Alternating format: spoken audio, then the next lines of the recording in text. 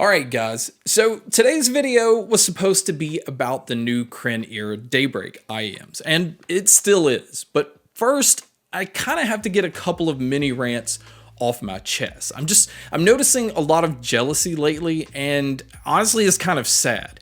It feels like it's impossible for people to just be happy for somebody else. Like, I saw a commenter accusing Crin of being scummy by sending out these IEMs to reviewers and not allowing them to just give their thoughts on them until the release date. He said it's like forcing people to blind buy this product, but I deal with a lot of companies and like 90 to 95% of them do this, and it's called an NDA. It's like a non-disclosure agreement where they're sending out this product to you so that you don't talk about it ahead of time, so that it doesn't leak information or it doesn't give opinions on something that can be tweaked before the actual release date. I've seen reviewers give opinions on products and then those companies kind of fix it in an update or fix something before actually shipping these out. It's not scummy at all. It's actually really common business practice. And then yesterday I also had somebody leave a comment on my video where I just covered some kind of pricey headphones.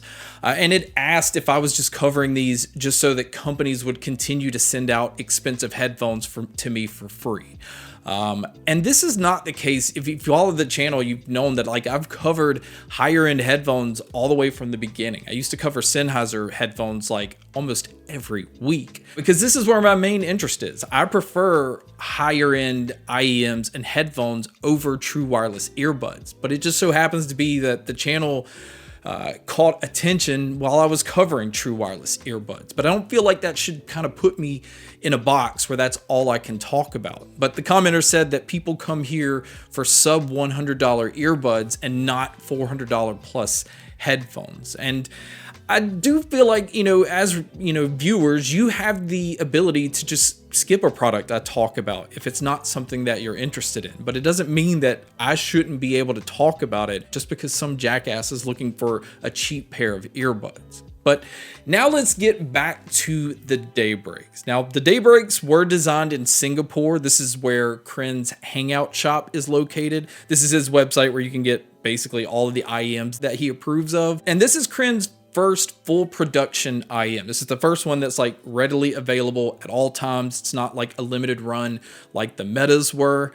And there's a big difference to me in the Daybreak and the Metas. They are not to be confused to thinking that they are the same sounding product, because they are definitely not. As far as the accessories they've included, it does come with like a nice pleather hard case that's using the magnetic flap over the top. The ear tips, they have included small, medium, and large silicone ear tips, but they've also included one set of foam ear tips as well. The cable that they're using is a nice braided silver plated copper cable. It is using the 2-pin connector that goes into the IEMs. And then it also has interchangeable 3.5mm and 4.4mm balance connection. So depending on what you need it on, you have the 3.5mm, which is pretty standard. And then you have the 4.4 just in case you have an amp or a DAC that uses this type of connection. And then the driver configuration that the Daybreaks are using is a single tri-bid dynamic driver. So this is acting as like a subwoofer.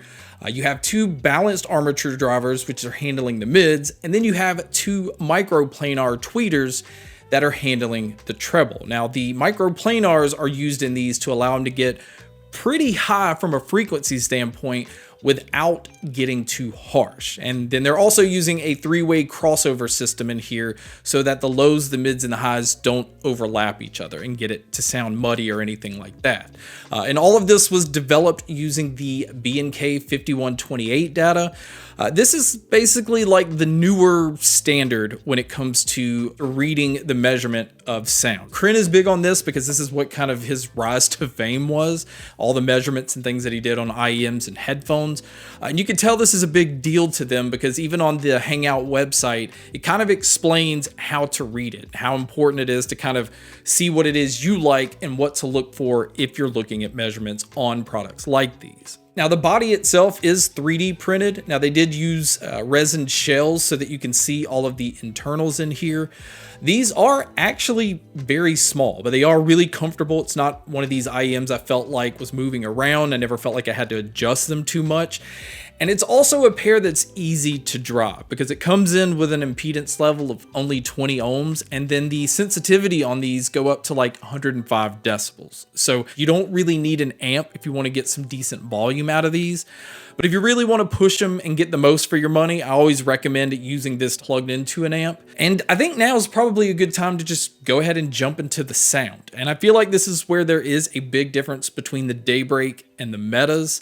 I feel like the Metas were more tame in comparison to the Daybreaks. I feel like the Daybreak is more of a fun IEM. It's boosted a little bit more in different areas without being sloppy. So the bass, I feel like, had really good presence. They're pulling out more of the sub bass to kind of give it that subwoofer type feel. So there is some looseness in the low end that the Metas did not have, but I still feel like the Daybreak controls the lows quite a bit. So it's not sloppy or it doesn't really take over anything else. Now I do feel like the mids on these are really smooth. They did kind of bump it up slightly so that it had vocalists kind of stand out in front of all instruments and everything that's going on kind of behind in the mix. While the treble on these is boosted, again, you can see what the microplanar tweeters are doing, but I actually felt like I would have liked to have even seen them boost a little bit more. Now, I don't know if that would have pushed it into like harsh territory, but because the bass on these have that subwoofer type effect, I don't think that it would have killed these to be a little bit brighter on the treble, just so it's just more of a dynamic tuning. This is probably just tamed down so that there's not, you know, the sibilant sound with S's, or there's no harshness to kind of cause ear fatigue or just destroy audio altogether.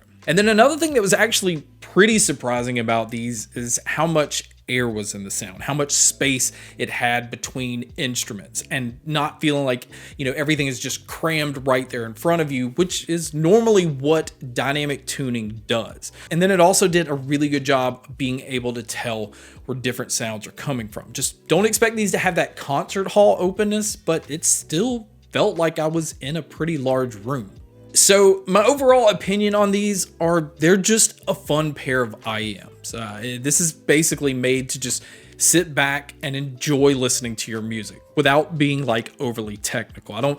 I think that's where the Metas kind of step in. I felt like they were more technical than the Daybreaks were, a little more accurate as far as how it was originally recorded. So in my opinion, if you're somebody looking for that flat or neutral sound, I would not recommend the Daybreak in comparison to a pair like the Metas. I feel like this is impressive what Crin is doing. He wanted to create his first full production IEM to kind of appeal to a wider audience.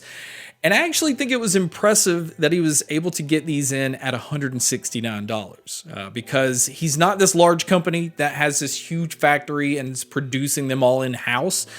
But he's also not just buying the design, or, you know, like some companies just take an IEM that already exists, the drivers and everything, and then just kind of like tune it a little bit and slap their logo on the outside. That's why you see some designs on IEMs that look very familiar between a lot of different companies. They're really just borrowed designs with the same internals, just tweaked a little bit. Sometimes companies don't even tweak them at all. So you could see multiple IEMs out there that are the exact same product, just with a different name on them. So I think it says a lot for his full production IEM to be under $200. I think it definitely competes in its price range. I do not think it's for, again, the people that are looking for something that's more flat or accurate.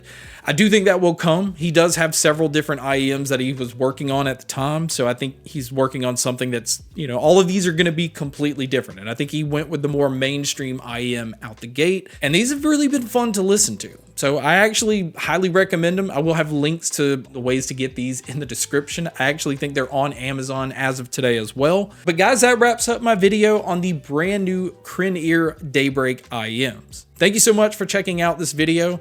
Thank you so much for checking out all the other videos. And as always, make sure to stay tuned for more.